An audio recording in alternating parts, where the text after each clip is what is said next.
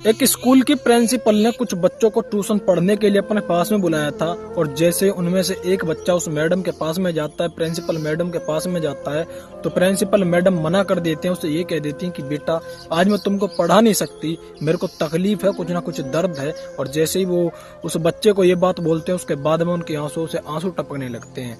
वो बच्चा मैडम से तो कुछ कहता नहीं है, वहां से बाहर जाता है, उसके जो साथी होते हैं, जो कि 3 से 4 साथी होते हैं, उन्हीं को ये बात बताता है। और उसके बाद में उन्हीं में से एक साथी कहता है कि चलकर देखते हैं कि मैडम के साथ में क्या परेशानी है, मैडम को क्या दिक्कत है, शायद हम कुछ मैडम की मदद कर दें, शायद मैडम की कुछ ना कुछ सहायता हो सके। उसके बाद में एक लड़का तो वही होता है जो कि मैडम के पहले पास में गया था। उसके बाद में 2 साथियों के पास में वो 3 लड़के दोबारा से मैडम के पास में जाते हैं और मैडम से विनती करते हैं, जिद करने लगते हैं कि बताइए ना आपके साथ क्या हुआ, आप क्यों रो रहे हो, आपको क्या दिक्कत है, आपको क्या परेशानी है, बताइए, अगर कुछ काम है तो वो काम हम कर देंगे। मैडम मना करती है, लेकिन लाख मना करने के बाद भी वो बच्चे मानते नहीं है, जिद करते हैं। उसके बाद मैडम बता देती है कि मेरे हाथों से एक मर्डर हो चुका है और मैं इसीलिए रो रही हूँ। जब बच्चे पूछते हैं कि वो कत्ल किसका हो चुका है, मर्डर किसका हो चुका है, तो बताती है कि मेरे खुद के पति का मैंने मर्डर कर दिया है, जहर देकर उनकी मौत हो गई है, उनका कत्ल कर दिया। ये बात सुनने के बाद वो तीनों के तीनों बच्चे, जो कि पढ़ने वाले बच्चे थे, उस मैडम के स्टूडेंट थे और वो प्रिंसिपल थी,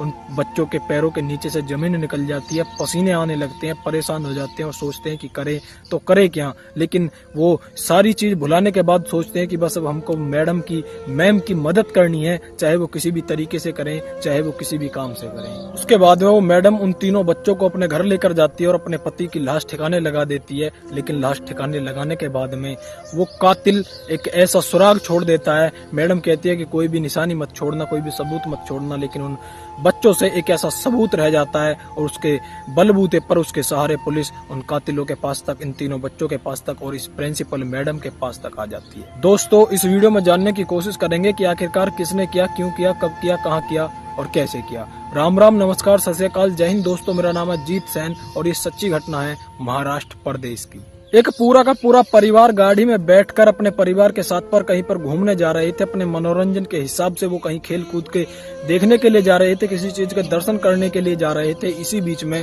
उनमें से जो एक बच्चा होता है, एक परिवार का सदस्य होता है, उसको टॉयलेट लगता है। कहता है कि मेरे को बहुत तेज टॉयलेट लग रहा है, गाड़ी रोको वरना मैं गाड़ी में ही कर दूंगा। उसके बाद में वो गाड़ी रोकी जाती है। एक झाड़ियों के पास में वो लड़का टॉयलेट करने के लिए जाता है, लेकिन टॉयलेट करने के बाद सामने ही जैसे उसकी नजर पड़ती है तो वहां पर कुछ जल रहा था। अब वो सोच रहा था कि ये आखिरकार क्या है, लेकिन वो दिखने में एक अजीब चीज लग रही थी। तो देखने के बाद समझ जाता है कि यहाँ पर कुछ ना कुछ गलत हुआ है, ये कुछ ना कुछ गलत चीज है और उसमें से एक अजीब सी दुर्गंध आ रही थी। और टॉयलेट करने के बाद वो वहां पर उस चीज के पास में चला जाता है जहाँ पर आग जल रही थी और जैसे वहां जाकर देखता है तो उसको पता चलता है कि ये कोई चीज नहीं है बल्कि एक आदमी की लाश है। और जैसे वो देखता है कि एक लाश जल रही है, ना तो चिता है और ना ही यहाँ पर शमशान है, ना ही कोई अंतिम संस्कार का कोई साधन है, उसके बाद में उसकी चीख निकल जाती है। चीख सुनने के बाद परिवार के लोग आते हैं और परिवार के लोग सोचते हैं कि क्यों ना पुलिस के पास में फोन कर दिया जाए। अगर पुलिस के पास में फोन नहीं किया तो शायद हम भी फंस सकते हैं। उसके बाद में पुलिस के पास में फोन किया जाता है, पुलिस आती है,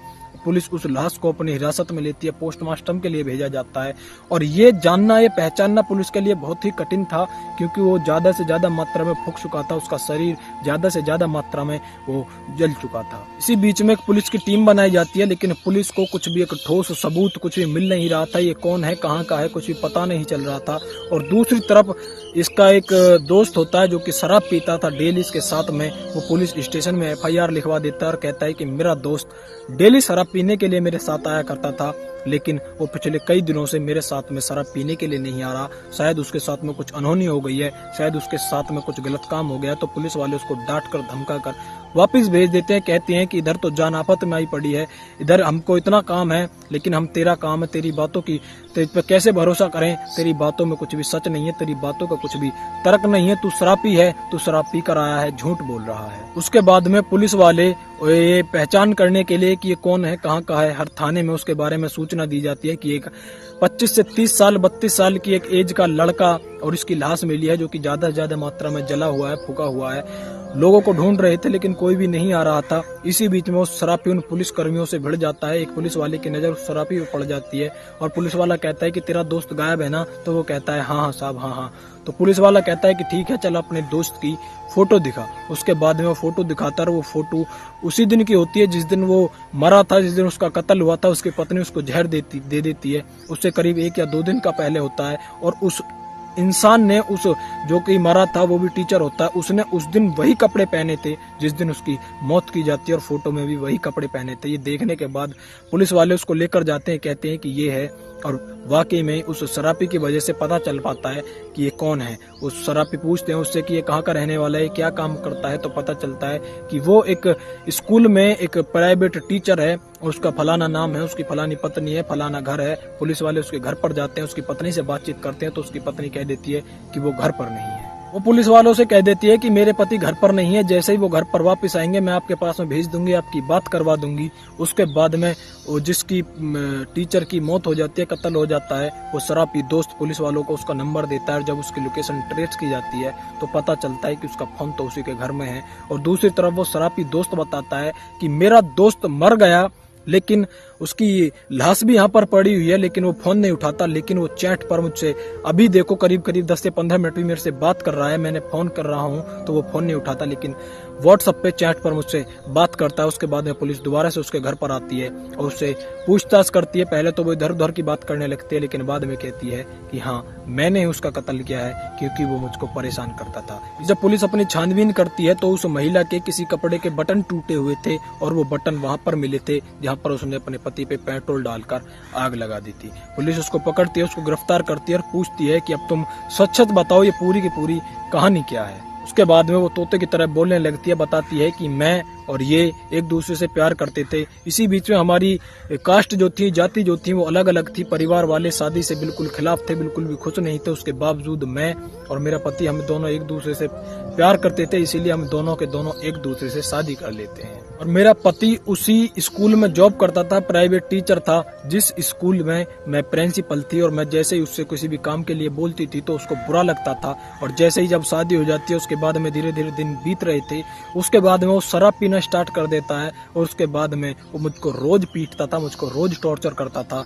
और जैसे ही वो जब मुझसे संबंध बनाया करता था, मेरे साथ बिस्तर पर सोया करता था, तो उसकी वीडियो बनाता था वो, और मुझको मारता था, पीटता था। मैंने बहुत सहने की कोशिश करी, लेकिन मैं नहीं सह पाई। उसके बाद में वो इंटरनेट पर सर्च करती है और देखती है कि जहर कैसे बनता है। और उसके बाद में एक दिन, यानी कि 15 मई 2025 का ये दिन होता है, उसका पति जैसे ही बाहर से, बाजार से अपने घर के लिए आता है, तो वो कहती है कि जूस पियोगे।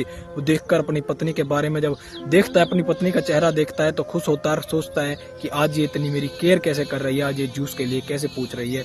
और उसके बाद में उसकी पत्नी, जो कि प्रिंसिपल थी, वो जूस ला कर देती है, और उस जूस में वो जहर मिला देती है। कई जहर की गोलियां होती हैं, और एक जहर होता है धतूरा, वो धतूरा उसमें मिलाकर उसको पिला देती है। उसके बाद उसकी मौत हो जाती है।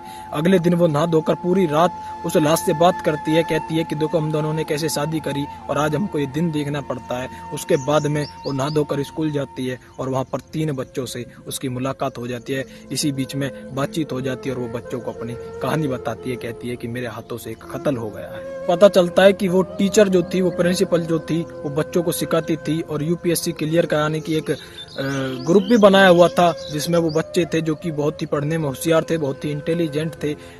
यूपीएससी क्लियर 2030 के नाम से ग्रुप बना हुआ था, और उसी के वो 3 बच्चे थे जिनकी जिंदगी पूरी तरह बर्बाद हो गई है। जब पुलिस वाले पूछते हैं कि तुमने अपने पति को वहां पर कैसे भिजवाया, तो उन 3 बच्चों के सहारे से ही वो उनको वहां पर लेकर जाती है, और वहां पर फेंक कर आ जाती है। उसके बाद में वो सोचती है कि अगर इसको किसी ने देख लिया तो बहुत जल्दी पकड़े जाएंगे, पहचाना जाएगा ये, और हम भी इसके साथ ही पकड़े जाएंगे। उसके बाद में वो प्रिंसिपल और वो तीनों बच्चों के साथ में वहीं पर जाती है, और भारी मात्रा में पेट्रोल डालकर उस पर आग लगा देती है, और अपने घर को वापस आ जाती है। दोस्तों, इस वीडियो का उद्देश्य किसी को डराना धमकाना बिल्कुल भी नहीं है, बल्कि आप सभी को जागरूक करना है, सचेत करना है। आप सभी का मन, आप सभी की राय इस वीडियो पर क्या कहती है, कमेंट सेक्शन में जरूर बता देना। जय हिंद, जय भारत।